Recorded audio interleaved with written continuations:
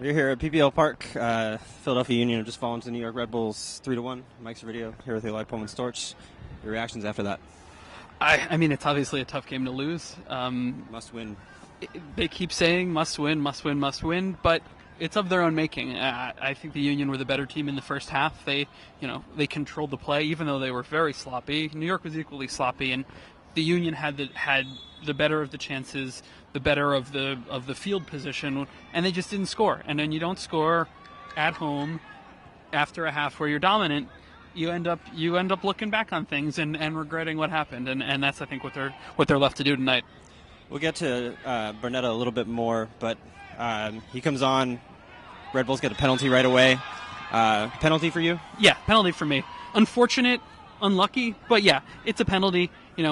Other debutant Sean Wright-Phillips gets in the box. He was incredibly nippy and slippery, and they had trouble. And once he got in the box, he tried to stop for the ball. Barnetta tried to play the ball, or tried to get out of his way, and in the end, it's a penalty. It's an unlucky penalty, and one that, it's unfortunate. And I think the Union made a little too much of the complaints in the postgame, because both of the other two penalty shouts for the Union were both good tackles. Connor Lade wins the ball off Fabinho, even though it's a tough tackle, and then Perenelle and Maidana dribbles. Perenelle wins the ball, and then they got tangled. Neither of those are penalties. So I think even though it's unfortunate and they were tight calls, I think the Red Bulls penalty and no calls for either the Union penalties were the right decision in the end. Let's talk about Sean Wright-Phillips a little bit. It's his debut for the Red Bulls tonight, and it seemed like he came on and really changed things for New York. Well, Lloyd Sam is a player who lives in his own head. And if Lloyd Sam is firing and he's playing well and he's got a good head of steam going, he can do anything. I mean, we've seen him really exploit a matchup with Fabinho. But Armando Villarreal was letting him play in the first half, and Sam kept taking those boots in the back and getting the physical contact from Fabinho, who was playing him really tight. And some refs give those calls, some refs don't. But when they weren't going his way, Sam really melted down and really got taken out of the game. So it was a smart sub by Jesse Marsh to get him out of there, put Sean Wright-Phillips on, and he really gave Ray Gaddis a rough time. He did. Let's talk about the Union's defensive positioning a little bit. I'd say particularly on that second Red Bulls goal, you see Ray get skinned maybe once, maybe twice by Wright-Phillips. You see Bradley Wright-Phillips finish into an open net from 8 yards with no Union defender within 3-4 yards of him. Well, I think it's the right side of the defense that you're looking at in this game specifically. Jim Curtin wanting to support his right back, his only right back now that Shannon Williams is gone, really went to the mat for him right out of the bat in the press conference, saying that he thought he played very well. But Gaddis' positional sense really let him down tonight. You saw in the first half he got really sucked in following Mike Grella with the ball, and every time he stepped, Sasha Kleshin just walked in behind him, and that's a place where he needs to pass that guy off and just stay in his zone, stay in his lane. And he struggled with it. But then in the second half, they switched Sam and Grella, and Lloyd Sam was going at Ray Gaddis, and then once they brought Sean Wright-Phillips on, I mean, he's a player in a different level. Yeah. He's played at the highest level, and in the Premier League, he's an excellent player. Yeah. So the fact that he was giving him that hard a time, it's understandable. But Gaddis played a little bit off of him and got turned around, and his footwork wasn't right, and it really let him open up for that goal, and then for another one that Sean Wright-Phillips whistled right past the post. We talked a little bit about the penalty kick, but big story tonight, debut for Tranquillo Barnetta. What did you think of his performance? I know it's about 30 minutes, hard to gauge. But well, it's hard to gauge because it was end to end to end. There was no midfield for the Union.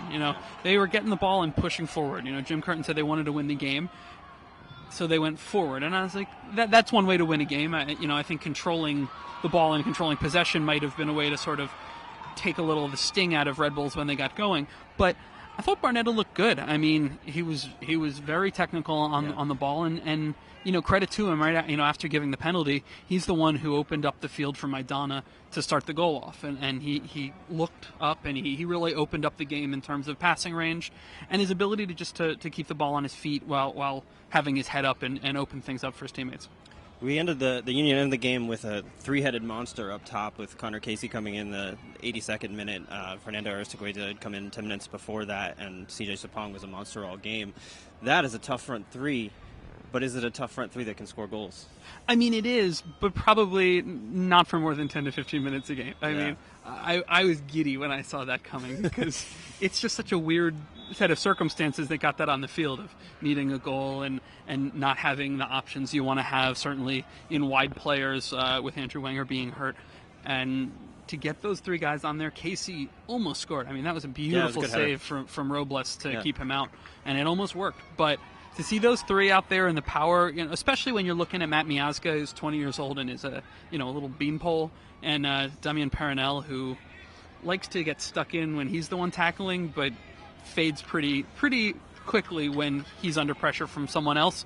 It was fun to watch, and it was just unfortunate it didn't yield at least a draw. I think we probably won't see that forward three line very often, but the thing that I think a lot of people are curious about is, can we get Fernando Aristeguieta and CJ Sapong on the field together, and how can they make it work?